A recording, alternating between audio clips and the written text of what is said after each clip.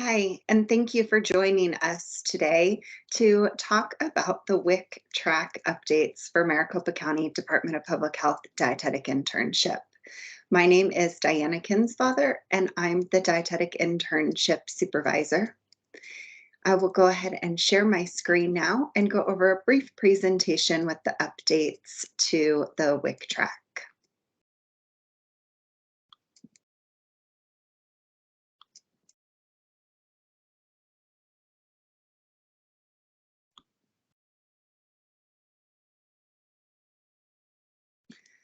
The goal for today's presentation is to provide a program overview, go over some of the key changes that are happening in the program as we move towards the 2024 graduate degree requirements, and also make sure you have our contact information so you can reach out with any questions. The Maricopa County Department of Public Health Dietetic Internship, or abbreviated as MCD-PHDI because it's a lot to say, was established back in 2012 and provides a pathway to becoming a registered dietitian nutritionist.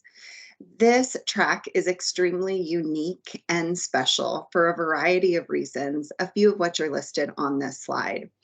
While an intern in this track, you pay no tuition out of pocket. That tuition is covered from a grant from Arizona Department of Health Services. So not only do you get a wonderful internship tuition free, you also receive your pay and benefits from your local WIC agency while you are an intern. There are 1,000 supervised practice hours included in the internship. We have 6 interns per cohort, and upon graduation, the interns or graduates at that point in time are contracted to work for the WIC agency for 3 years, again, post-graduation.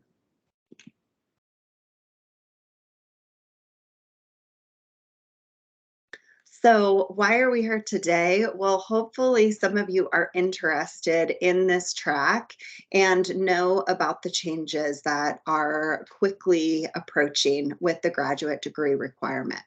So, we have already selected our class of 2023, and they will begin in September. This is the last class that will be eligible to go through an internship program without having a graduate degree. Effective on January 1st, 2024, CDR requires that minimum education level to become a dietitian to move from that undergraduate to a graduate degree. There are a few things I want to note about this graduate degree here. One is that the education requirements to become a DTR have not changed. Those will remain the same. Also, if you already have that dietetics credential and you are a registered dietitian, you don't have to go back and get a graduate degree. The other great thing about this is that the graduate degree can be in any field. It does not have to be in nutrition. So if you're really interested in public health, a graduate degree in public health or public administration works really well to combine with that RD certificate, as well as graduate degrees in things like maybe education or business. So there really are a lot of options for schools and degrees that will fill this requirement. Going forward and looking at these changes, we have done a variety of surveys and met with stakeholders to come up with our plan. And we hope that you will find it is a little bit simplified. And as we go through it, again, if you have any questions, please feel free to reach out. Your best place to start is going to be on our website, and you can easily access this by rdn2b.com. All of the items that we'll discuss today can be found on the website, and if you'd like to watch this recording again, you can also find it on the Practice Sites and Internship blog tab on the website. So let's start with the eligibility requirements. There really haven't been any major changes to the eligibility requirements. So what do you need to be able to apply to this program? Again, no major changes here. We're looking, have you completed that undergrad degree? Do you have that didactic program in dietetics or DPD verification statement? And have you worked at a WIC agency for at least 9 months of full-time employment? These items are the same as they have been in the past, and we're keeping those eligibility requirements. We have not added the graduate degree needing to be required at the time of application. That can be done later. Again, I mentioned earlier that there were surveys conducted, and maybe some of you filled them out. But in those surveys, the interested individuals who completed them mentioned it was really, really important for them to know that they had a spot in the internship before they invested the time and money in the graduate degree. They also noted that they wanted to be able to select the degree, the schooling, and the modality of how that degree is offered and choose that for themselves. So we really took those considerations strongly as we devised this plan. So again, a completed graduate degree is not required to apply. So now let's talk about the application process. Our goal in making the changes that we did to the application process was really to simplify and streamline this process. Some of the major changes include now accepting applications on a rolling basis. If you've applied in the past or know anyone who has, you know that there was one time per year that you could apply, and that was mid-January. Now, as soon as you are eligible, you can apply. We are no longer using the DICAS system, which was that internship centralized application system. So all of the items that we're seeking in the application process will be emailed directly to myself. We are not asking the WIC applicants to pay a program-specific application fee. So without using DICAS or this program-specific application fee, we hope to decrease the financial burden that is placed on applicants for the WIC track. We are also holding off on those prior assessed learning or PAL portfolios until you have been accepted into the dietetic internship. So again, decreasing hopefully some levels of stress that go along with the application process by modifying some of this, specifically that PAL portfolio, and no longer using DICAS.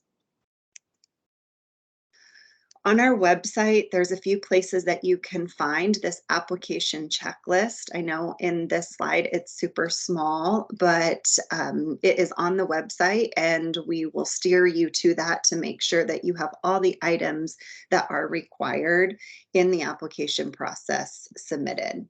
There are a few things that have changed from previous years, and I'll highlight those on the next slide. The major changes to that application submission are first and foremost the letter of recommendation. In years past, we've asked for 3 letters of recommendation. Now we are only asking for 1. So when you go through that checklist that was shown on the previous slide, it asks that all you need to do is send the name and email address of your WIC agency leadership team member who will be responsible for filling out the letter of recommendation form. When I receive your application packet via email, I then will send the WIC agency leadership team representative a form for them to fill out the letter of recommendation. The other thing that has been modified are the questions in the personal statement. And these are specifically relating to graduate degree plan. Maybe you've started your graduate degree, maybe you've finished your graduate degree. And within the personal statement, that is the time to tell us where you are in that process. Again, you do not have to have this started at the time of application. We are just asking this question to help gauge where you are in the timeline.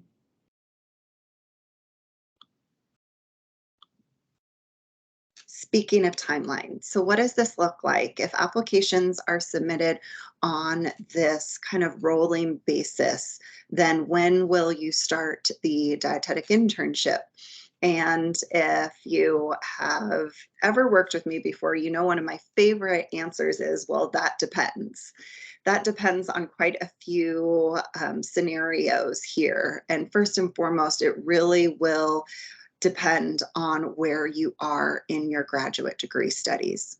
So what we need to ensure is that by the time you start the internship, approximately 75% of graduate coursework has been completed. So if you are sending us all of your applications, let's say in September, so you are eligible, you've submitted all your applications to us in September. That would be about this first line here.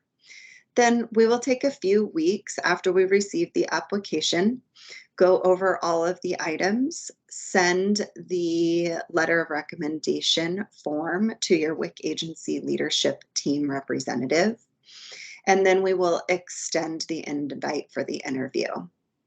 After an interview, we will take a few weeks and then alert the applicant of acceptance status. We'll take an optimistic point of view here for purposes of this example and say that you were accepted. So now we're about at that October timeframe. In a scenario where a graduate degree has not been started yet, this would be the point in time where we would be discussing with the person who has been accepted, where are you going to get your graduate degree? What does the time frame look like? How soon can you start? And going based off of that information, we're going to assume it will take approximately 1 year for individuals to get to this point in time where half of their graduate coursework has been completed. Once half of that graduate coursework can be completed, if that happens in the January, February timeframe, then this individual would be on track to starting in that next cohort, which would be the September timeframe. So we would meet with the individuals in the beginning of the year to see where they are with graduate coursework. If only 15 or 20% of the graduate coursework has been completed by January and February, then we pretty much know that that is going to take longer than these few months until September, and you would probably be pushed back to the following cohort. But again, we're going to work with everyone on a case-by-case basis here, with the goal being by the time you start the internship in mid-September, about 75% of your graduate coursework needs to be completed. So why are we giving this 75% of graduate coursework needing to be completed by the start of the dietetic internship? Well, really, because we must ensure that the graduate coursework is completed shortly after the dietetic internship so that you can sit for the RDN exam in a timely manner, get that RDN credential, and start working as a dietitian in your local clinic. In order to sit for the exam after 2024, you will have to have official transcripts submitted from your graduate degree. So in a perfect world, with about 75% of that graduate coursework started at the time of the dietetic internship, then hopefully you can use the dietetic internship hours and rotation sites as some of that practicum or applied project that will be happening in that last section or chunk of your graduate degree time. So moving forward, again, the class of 2024 will be our first class where this graduate degree will be required. This class will be starting in September of 2023 and graduating in May of 2024. So right now it offers the perfect opportunity for those who might be eligible to apply, begin working on their graduate degree, and hopefully be accepted as members of the class of 2024. I know I covered quite a bit of information in this short presentation, so please feel free to reach out at any point in time to discuss this. Let me help answer questions. We even have some referrals and testimonials of past graduates who have completed graduate degrees and are happy to share that information and their experiences, as well as discuss some options for tuition reimbursement that your agency or county you work for may provide. So thank you for taking the time to watch this presentation, and I look forward to working with you.